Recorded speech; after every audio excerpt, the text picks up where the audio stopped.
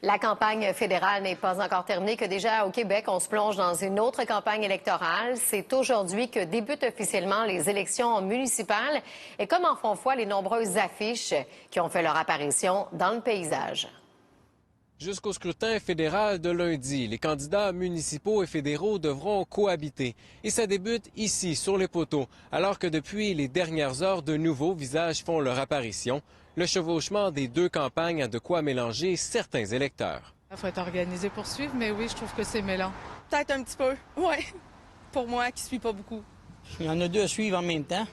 Je pense que c'est un petit peu trop. On va suivre, mais disons, pas comme si on devrait n'en avoir rien qu'une. Et on va avoir une campagne excitante. Les points de presse comme celui-ci vont aussi se multiplier au cours des prochaines semaines, alors que la majorité des 5 candidats à la succession de Régis Labombe à la mairie de Québec ont complété leurs équipes. Le défi, ça va être d'abord de se faire valoir et de se faire connaître, parce que tous les candidats qui sont sur la ligne de départ aujourd'hui sont assez peu connus des gens de Québec en général. Ensuite, il va falloir les convaincre qu'on est la meilleure option par rapport aux autres. Et surtout, il va falloir les convaincre de se déplacer le jour du vote, le 7 novembre prochain. Donc, c'est un triple défi là, pour les candidats de Québec. Ce sera pour les candidats un long sprint électoral. En fait, il s'agit depuis 20 ans de la plus longue campagne municipale, habituellement d'une durée de 45 jours. Cette année, en raison de la pandémie, ce sera 52 jours.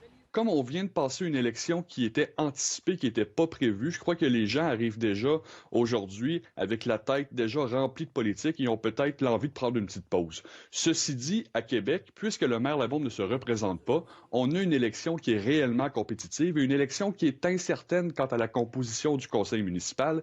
Et ça peut avoir un effet mobilisateur pour les électeurs. Le prochain grand rendez-vous pour les électeurs sera le 7 novembre prochain, alors que ce sera le moment d'élire maire et conseillers dans l'ensemble des municipalités de la province.